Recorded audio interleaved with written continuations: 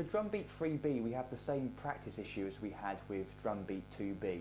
We're playing quarter notes on the hi-hat or the ride cymbal where we want to play the right hand, but we have two bass drum notes, only one of which is played with the right hand.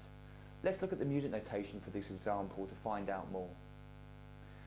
So you can see we've got right hand pattern being played on beats 1, 2, 3 and 4 on the quarter notes. And we have the bass drum on the and of beat 2 and the bass drum on beat 3. So this bass drum on the and of beat 2 is played in between the right hand on beat 2 and on beat 3. Let's have a listen to the drum beat being performed now.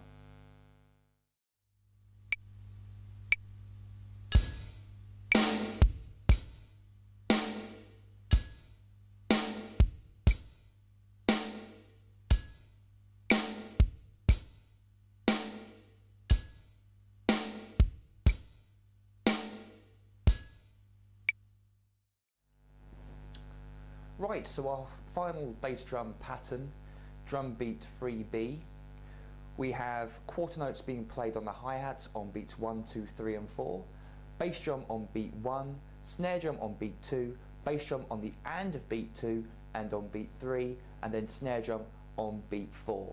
So as usual, when we're playing a quarter note pattern, we're going to be counting eighth notes over the top, and that's very important that you do try and count the eighth notes. Keep the counting steady and even, and simply line up the notes with the counting, therefore you can ensure that the drum beat is being played correctly.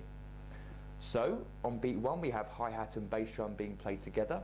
1, we count the and, snare drum and hi-hat on beat 2, 2, bass drum on its own on the and of beat 2, and then bass drum and hi-hat on beat 3, 3, we count the and of 3, and then snare drum and hi-hat on beat 4, 4, and then we count the and of 4 at the end because we want to loop the drum beat round to beat 1 again, and. So very, very slowly we have this, 1 and 2 and 3 and 4 and 1 and 2 and 3 and 4 and. So be careful that you don't play the hi-hat with the bass drum on the and of 2. A lot of people that I teach, I see them make the same mistake on a regular basis. They can't help it. It's something that's instinct. You want to play your right hand with the right foot at the same time. So I see a lot of people play this when they first try and learn it. 1 and 2 and 3 and 4 and. They play and 3, both the hi-hat and the bass drum play together on the and of beat 2. So what you've got to try and do is develop what's known as muscle memory, where you're able to play the quarter notes with the right hand subconsciously without having to think about it. This right hand could be going all day and not be affected by what the bass drum and eventually what the snare drum is playing underneath it as well, because we'll be developing snare drum patterns to go underneath this right hand pattern.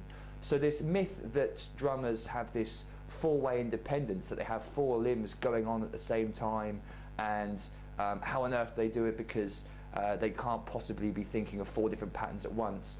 What's actually happening is that they've developed in their practice rooms the ability to have 1 limb or 2 limbs at a time being playing some sort of repeating pattern without having to think about it, and they're focusing their attention then on the other limbs that are playing varied patterns. For example, with this, we develop muscle memory with the right hand to play quarter notes, and then without having to think about it, so then we can then focus on what the bass drum is playing. We can vary the bass drum up. So eventually you'll be able to play quarter notes, for example, on the ride cymbal, like this, snare drum on beats 2 and 4, 1, 2, 3, and then be able to play any bass drum pattern underneath.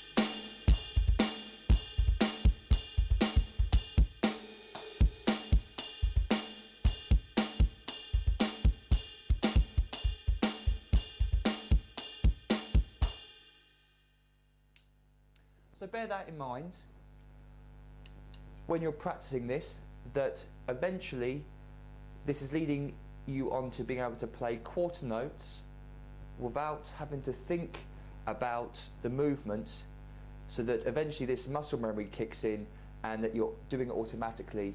So these first 3 drum beats are teaching you how to develop this muscle memory with the right hand while varying the bass drum patterns underneath. So have fun with this last pattern.